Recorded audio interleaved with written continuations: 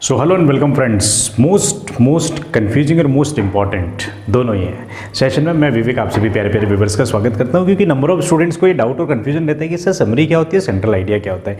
क्योंकि class 12 flamingo book की poetry section से आपको सेंट्रल आइडिया लिखने को भी आता है और समरी लिखने को भी आता है। तो नंबर ऑफ स्टूडेंट्स का ये डाउट और कन्फ्यूजन रहता है कि सर समरी क्या होता है, सर सेंट्रल आइडिया क्या होता है।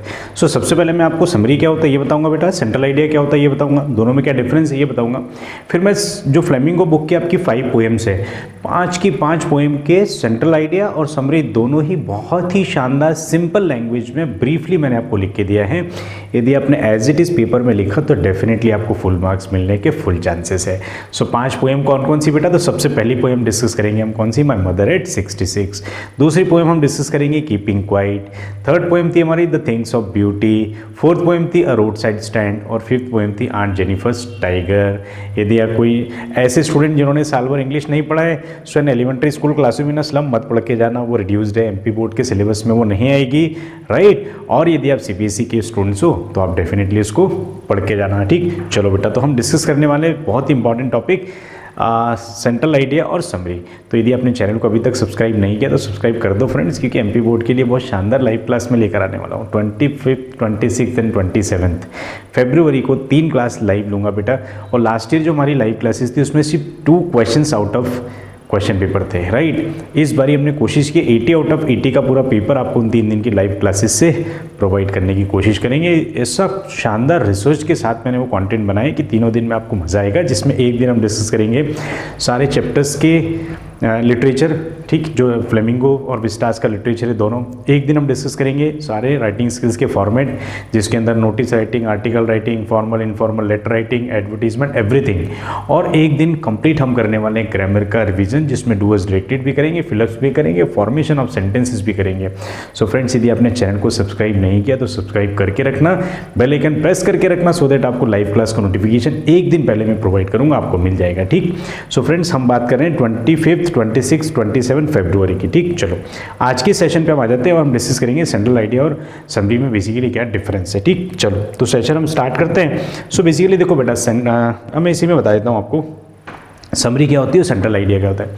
तो समरी क्या होती है बेटा, बेसिकली तो समरी पूरी पोएम को पढ़ने के बाद पूरी पोएम के बारे में आपको शॉर्ट वर्ड्स में लिखना है, कम वर्ड्स में लिखना है, दैट इज समरी। समराइज हर एक चीज़ के बारे में, हर एक पहलू को कवर करते हुए लिखना है, ठीक। This is the major concept, ठीक। दूसरा सेंट्रल आइडिया।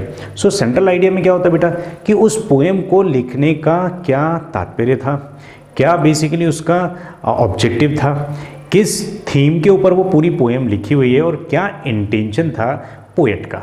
ये 3 क्विक पॉइंट्स को आपने लिखना है। सेंट्रल आइडिया को बहुत कम वर्ड्स में आपको लिखना होता है, समरी थोड़ा सा एक्सप्लेनेशन करने के साथ लिखना होता है। सो समरी और सेंट्रल आइडिया में समरी बड़ा होगा, सेंट्रल आइडिया छोटा होगा। सेंट्रल आइडिया में जो आपको बहुत ही कम टॉपिक्स कवर करने हैं, जिसके अंदर थीम होगा और इंटेंट होगा किसका, पोएट का, ठीक। समरी के अंदर आपको पूरी पोएम कवर करना है, ठीक। अब मैं इसका आपको प्रैक्टिकल एग्जाम्पल देता हूँ क्लास 12 के पॉइंट ऑफ व्यू से।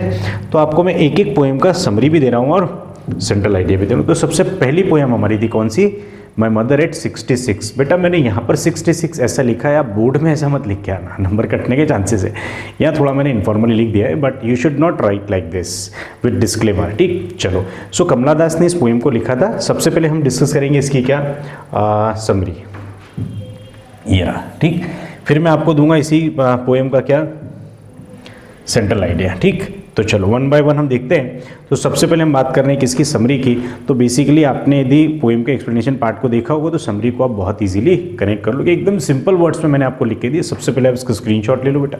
यदि लास्ट मिनट आप प्रिपरेशन कर रहे हो तो डेफिनेटली यही देख कर जाना, कीवर्ड्स भी आपको याद रहेंगे, लिखने में भी बहुत आसान है। तो देखो क्या है बेटा, सो समरी कैसी हो जाएगी बेटा इसकी। So the poem my mother 66 by Kamala Das describes the poet's emotions as she realizes her mother is aging. Basically Kamala Das को ये रियलाइज़ हो रहा था कि उसकी मदर जो है वो उनकी एज बढ़ती जा रही है, तो इसके लिए बहुत इमोशनल हो रही थी। कौन, पोएट कौन है हमारी, कमला दास।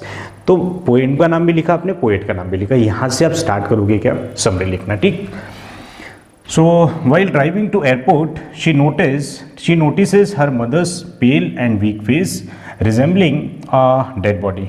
ठीक। बेसिकली कमला दास ने उसकी मदर का फेस देखा when she was driving, side में देखा तो क्या मदर थी, पेल फेस था, मतलब मुरझाया हुआ चेहरा था, और उसको कनेक्ट किया था किसके साथ, डेड बॉडी के साथ। डेड बॉडी के लिए हमने एक वर्ड डिस्कस किया था पोएम के अंदर, दैट वर्ड इज कॉप्स। बेटा ये वर्ड को याद करके जाना, बोर्ड में कई बार इसकी मीनिंग पूछ लेते हैं, ठीक, डेड बॉडी के साथ, लेकिन यहाँ पर हमने कॉप्स नहीं, यहाँ हमने सिंपल वर्ड में लिखा था कि सारे स्टूडेंट्स को याद कर ले, ठीक। This marks her feel sad and fearful of losing her, और बेसिकली यही उसको क्या सैड कर रहा था, fearful डरा रहा था कि अब वो जो मदर है उसकी मरने वाली है। To distract herself she looks outside at the young trees and playing children symbolising life and energy. और बेसिकली जब वो सैड फील कर रही थी मदर को देख के, तो बेसिकली उसने क्या देखा, ड्राइविंग करते हुए विंडो से बाहर देखा, और बाहर क्या देखा, ट्रीज स्प्रेंटिंग, पीछे की तरफ भाग रहे और बच्चे खेल रहे, the merry children spilling out of their homes, ये वर्ड लाइन थी उसके अंदर। सो मैरी चिल्ड्रन मतलब खुशनुमा बच्चे बाहर निकल रहे, spilling out of their Holmes मतलब उछल कूद करते हुए कहाँ आ रहे हैं, अपने घर से बाहर आ रहे हैं। बहुत थोड़ा फास्ट कर रहा हूँ बेटा क्योंकि ये सब रिवीजन क्लास है हमारी, ठीक। यदि आपको डिटेल में एक्सप्लेनेशन देखना है आप मेरी पोएम का एक्सप्लेनेशन जरूर देखना, ठीक। ये सेंटर ये हम समरी डिस्कस करें, ठीक।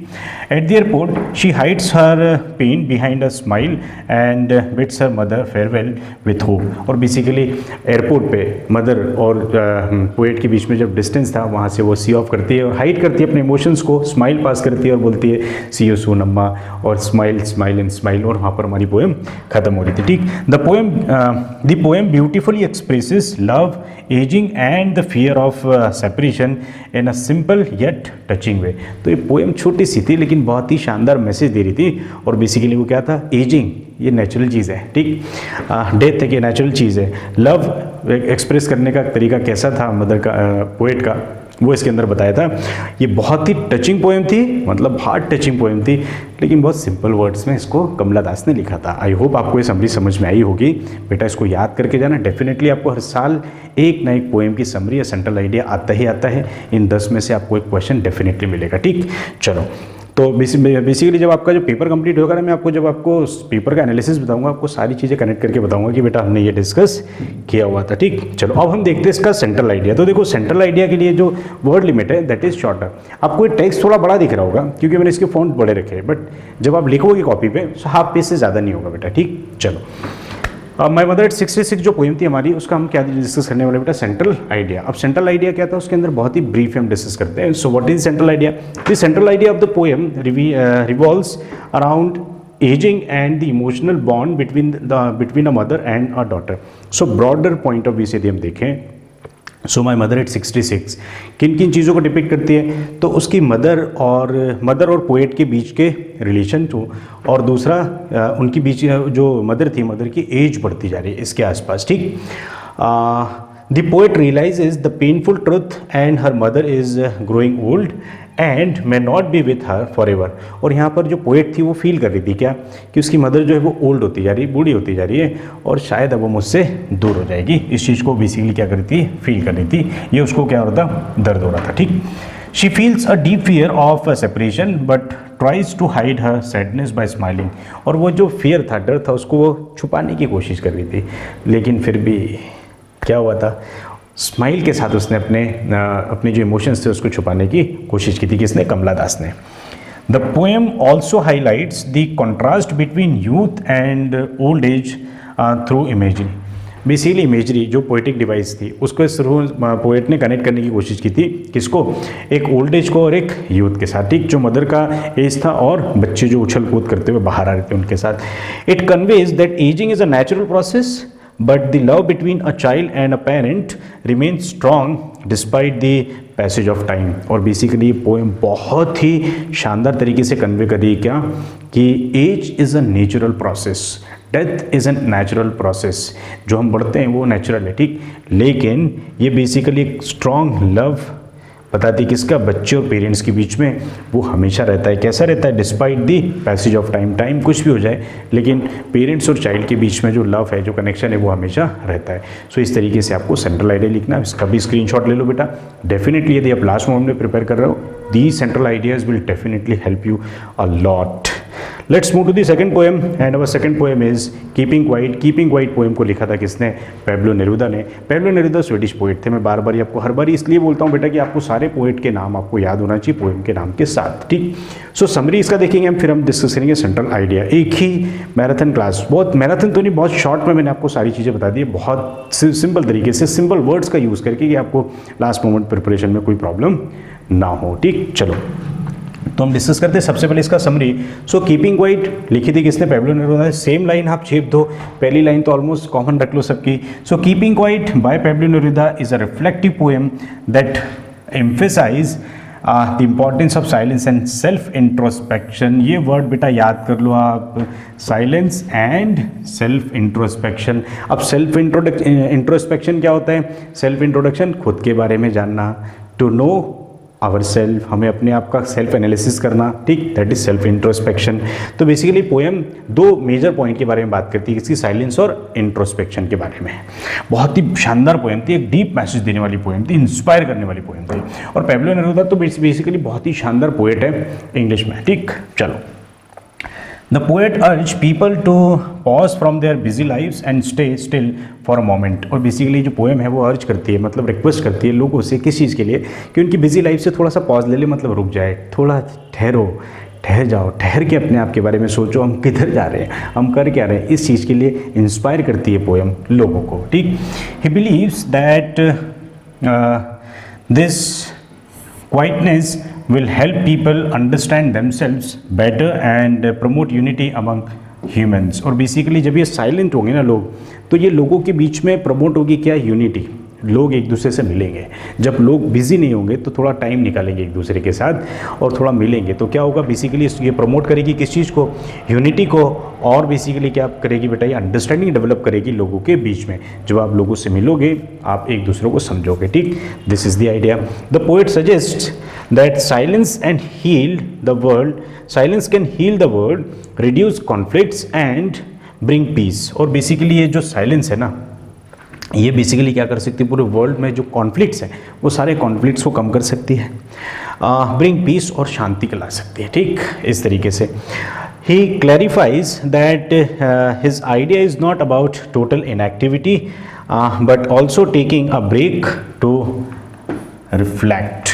अब देखो, कई लोग इस पोएम से कंफ्यूज हो जाते हैं कि हमको टोटल इनएक्टिव कुछ नहीं करना है, शांति से सोना है, खाना है, पीना है, रहना है। ऐसा नहीं बोल रहे पोएट क्या बोल रहे हैं? You should take a pause, मतलब बिजी लाइफ से थोड़ा सा पॉज ले लो, जरा देर ठहरो, है ना, ठहरो और अपने बारे में सोचो। ऐसा बोल रहे पोएट, हमेशा रुक जाने के लिए नहीं बोल रहे, टोटल इनएक्टिविटी नहीं बोला है, take a pause for a while, ठीक। यहाँ इस तरीके से बोला था, है ना, आई काउंट अप टू 12, याद होगा आपको, ठीक, सिम्बॉलिक था। और बेसिकली रिफ्लेक्ट, अपने आप के बारे में सोचने के लिए बोला था, ठीक।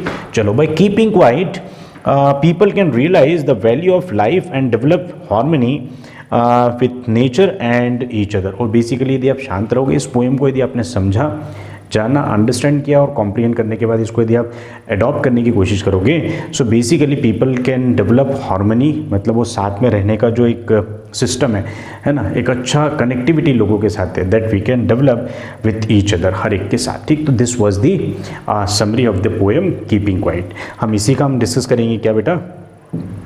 तो इसका डिस्कस करेंगे क्या? सेंट्रल आइडिया, ठीक।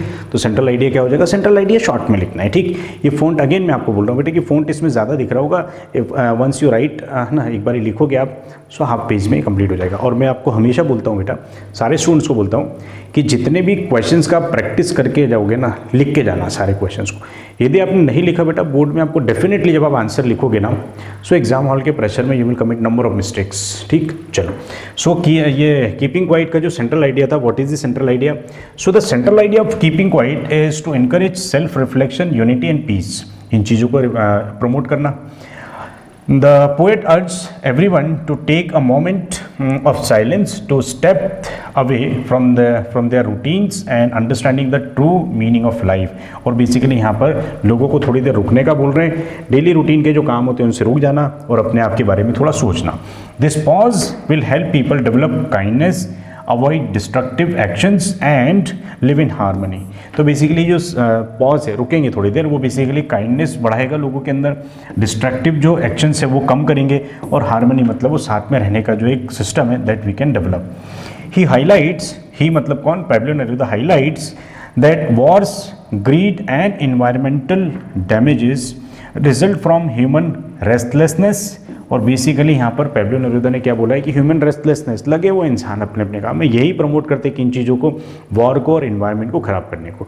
तो यही पॉज लेंगे थोड़ा तो ये सारी चीज़ें क्या होगी, सिस्टमेटिक हो जाएगी। ठीक, next, bye staying still and reflecting people can bring positive changes. और थोड़ी देर भी रुकेंगे ना तो लोग अपने अंदर क्या महसूस करेंगे, पॉजिटिव चेंजेस। ठीक, however the poet does not advocate complete idleness but a temporary pause for self awareness. His message is to promote peace and a better understanding of life. तो बेसिकली यहाँ पर सेंट्रल आइडिया यदि हम की theme की बात करें तो बेसिकली इनका इंटेंशन क्या है पैब्लो नेरूदा का, कि आप जो दिन रात लगे हो ना, गधों के जैसे रेस में लगे हो ना, ये रेस से थोड़ा सा अपने आप को क्या करो, पॉज दे दो। और इसका बेस्ट एग्जांपल आप अपनी रियल लाइफ से कनेक्ट कर सकते हो। आप रूटीन काम जो भी करते हो और 1 या 2 दिन के लिए जब आप घूमने जाते हो, ठीक, जब आप किसी टूरिस्ट पॉइंट पे घूमने जाते हो जहाँ पर आपको बहुत अच्छा लगता है, वहाँ से जब आते हो आप रिफ्रेश फील करते हो और वो मेमोरीज अपने साथ लेकर आते हो। इस तरीके से पोएट भी अर्ज कर रहा है कि आप जो डेली रूटीन का काम करते हो ना, उसमें से थोड़ा सा टाइम निकालो अपने लिए, सेल्फ अपने बारे में सोचो कि व्हाट एम आई डूइंग, वो जो मैं कर रहा हूँ क्या वो सही है, जो मुझे करना है क्या वो सही है, किस डायरेक्शन में मैं जा रहा हूँ, everything you should think about your self. इस तरीके का ये पोएम था, इसका हमने डिस्कस किया क्या बेटा, सेंट्रल आइडिया। बात क्लियर। चलो नेक्स्ट पोएम का हम डिस्कस करेंगे क्या, सबसे पहले summary and then will move to the central idea. So next जो पोएम है हमारी बेटा वो क्या है, द थिंग ऑफ ब्यूटी, जिसको लिखा है जॉन कीट्स ने।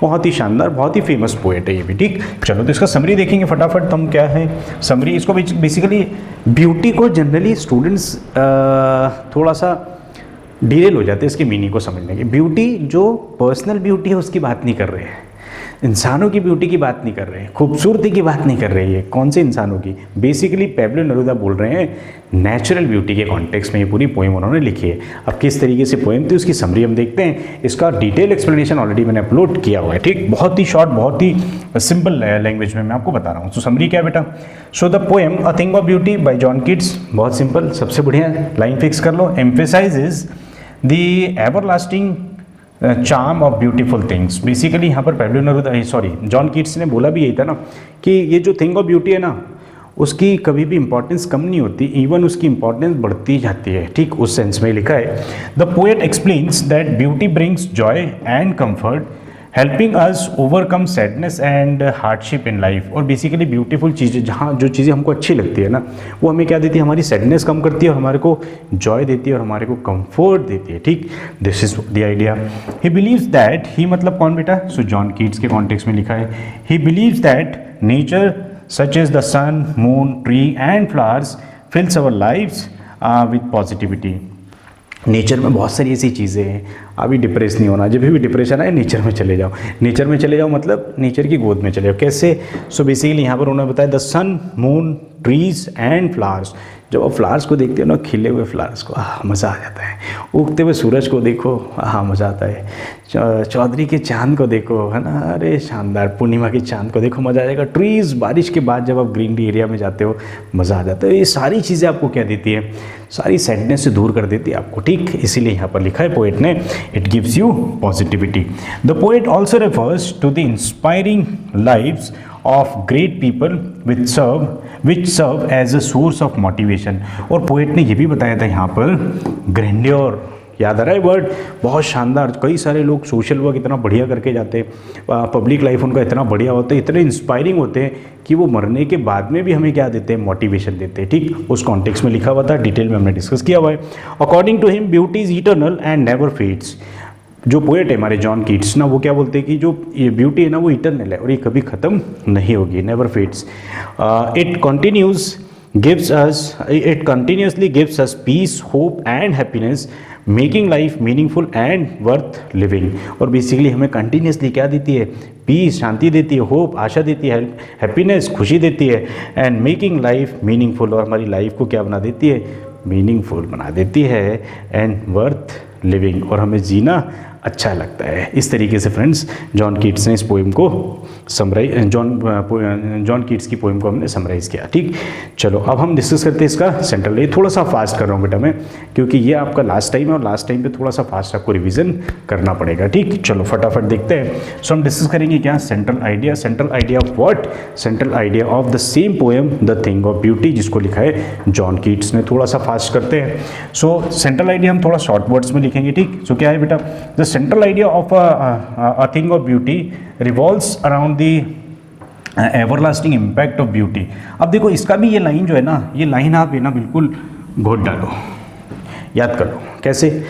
The central idea of a thing of beauty revolves around. अब देखो ये सेंट्रल आइडिया लिखना है और किसका, पोएट का नाम, बाय करके आप पोएट का नाम भी लिख दो पोएम के साथ साथ, बाय जॉन कीट्स, ये भी लिख सकते हो। देखो घोट डालना इसलिए बोल रहा हूँ कि लास्ट मिनट में जो प्रिपरेशन कर रहे हो सकता है साल भर इंग्लिश नहीं पढ़ी हो, लास्ट में पढ़ रहे हो तो एक लाइन तो आप याद कर ही लो। ये फिक्स है, लगभग सभी सेंट्रल आइडियाज़ में एक जैसी लाइन आप चला सकते हो। जैसे नोटिस राइटिंग में हमने बताया था, it is to inform, right, वहाँ से। चलो देखते हैं आगे क्या। So the central idea of a thing of beauty by John Keats revolves around the everlasting impact of beauty. Basically किस चीज़ के आसपास बोलती है कि ब्यूटी कभी ख़त्म नहीं होने वाली चीज़ है। The poet believes that beautiful things bring joy and remove negativity from our life. So beautiful things है ना, वो बेसिकली हमारे को लाइफ में जॉय मतलब खुशी देती है, और रिमूव नेगेटिविटी मतलब हमारी लाइफ से नेगेटिविटी को क्या करती है, कम करती है। They provide hope, peace and sense of fulfilment. और बेसिकली ये जो ब्यूटीफुल चीज़ें हैं ना, ये हमको क्या प्रोवाइड करती है, तो सबसे पहले हमको प्रोवाइड करती है होप, शांति, और फुलफिल करती है सेंस ऑफ फुलफिलमेंट। मतलब हमको बड़ा अच्छा लगता है जब हम ब्यूटीफुल चीज़ों को देखते हैं। सो आई एम सॉरी, ब्यूटीफुल चीज़ों को देखो तो सभी को अच्छा लगता है। सो beauty exist in nature, inspiring deeds and even in simple moments of happiness. थोड़ा हंसी को आप गलत मत समझना, हंसी किस कॉन्टेक्स्ट में बोला बेटा मैंने, कि नेचुरल ब्यूटी को जब आप देखते हो तो आपको अच्छा लगता है, इट गिव्स यू पॉजिटिविटी। तो it acts as a source of comfort in times of sorrow. और दुख का जो समय होता है उस समय ये किस चीज़ का सोर्स काम करती है, कंफर्ट देने का हमको। ठीक, कौन, थिंग ऑफ ब्यूटी।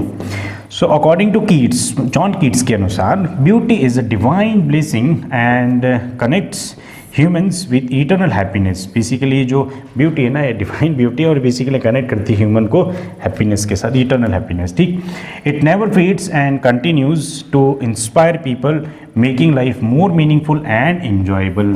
और बेसिकली कभी ख़त्म नहीं होती है, लोगों को लाइफ प्रोवाइड करती है, हैप्पीनेस देती है, खुशी देती है, कंफर्ट देती है, जॉय देती है, एंजॉयमेंट देती है, सेंस ऑफ फुलफिलमेंट देती है, सेंस ऑफ हैप्पीनेस देती है। इस तरीके से थिंग ऑफ ब्यूटी का सेंट्रल आइडिया आप लिख सकते हो। ठीक, चलो बेटा फटाफट हम नेक्स्ट देखते हैं, फोर्थ पोएम की तरफ मूव करते हैं बेटा। तो फोर्थ पोएम हमारी the road side stand by Robert Frost.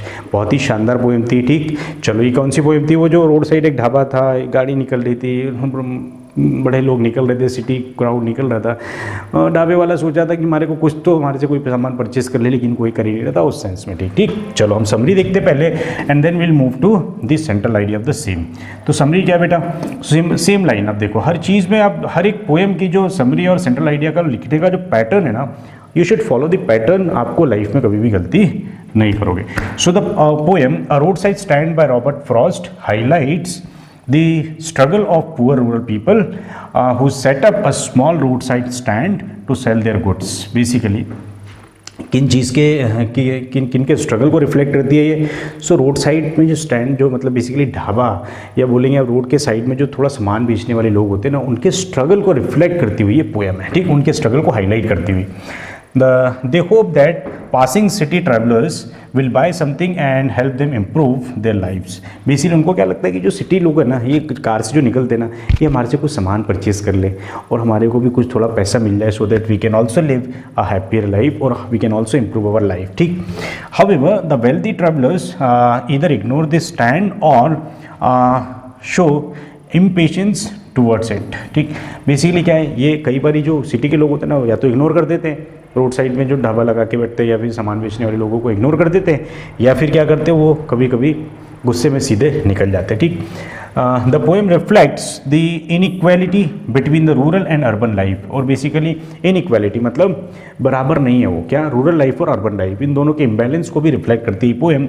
The poet sympathizes with the villagers who suffer due to false promises of development. और बेसिकली यहाँ पर पोएट को बड़ा दुख होता है, वो बोलते हैं कि जो पॉलिसी मेकर्स है और जो पॉलिटिशियंस है वो फॉल्स प्रोमिसेस कर जाते हैं और डेवलपमेंट करते नहीं हैं, ठीक। और हम भी तो यही देख रहे हैं, ज़्यादातर जगह ऐसा ही होता है। बट हाँ 2014 के बाद में थोड़ा डेवलपमेंट हमको देखने मिल रहा है and India is really developing, ठीक। चलो, he wishes their hardship would end, but he knows that society often overlooks their struggles, ठीक। बेसिकली उनको क्या लगता है कि इनकी हार्डशिप अभी ख़त्म नहीं होने वाली, क्यों? क्योंकि इनको जो सोसाइटी ना वो क्या करती है, नेगलेक्ट कर देती है किनको, रोड साइड स्टैंड को, जो पे जो सामान बेचने वाले लोग होते हैं इनको, ठीक। इस तरीके से बेसिकली हमने इसकी डिस्कस किया बेटा summary. Let's move to the central idea of the same, ठीक। हम रोड साइड स्टैंड जो पोएम थी रॉबर्ट फ्रॉस्ट की, इसका हम सेंट्रल आइडिया भी डिस्कस करते हैं। फटाफट थोड़ा सा फास्ट करना, ठीक। सो सेंट्रल आइडिया क्या हो जाएगा बेटा? सो सेम लाइन पहली वाली चेप दो, क्या? The central idea of road side stand is the economic and social divide between rural and urban life, ठीक। सो बेसिकली जो पोएम थी कौन सी, रोड साइड स्टैंड, ये बेसिकली एक डिफरेंस बताती है किसके बीच में, रूरल एंड अर्बन लाइफ के बीच में। इकोनॉमिक मतलब पैसों के कॉन्टेक्स्ट में, मॉनेटरी टर्म्स में आप बात करेंगे, सो दोनों के बीच में एक वास्ट डिफरेंस बताती है। The poem portrays how poor villagers struggle to make a living while the rich remains indifferent to their plight।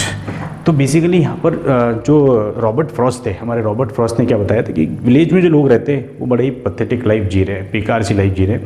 और जो ये जो सिटी ड्वेलर्स है, सिटी में रहने वाले लोग हैं, ये बड़ी ही लाइफ शानदार जी रहे हैं। लेकिन कभी कभी क्या होता है कि इनको है ना मतलब ही नहीं होता किससे, जो रूरल के जो लोग हैं ना उनके दुखों से, ठीक। किनको?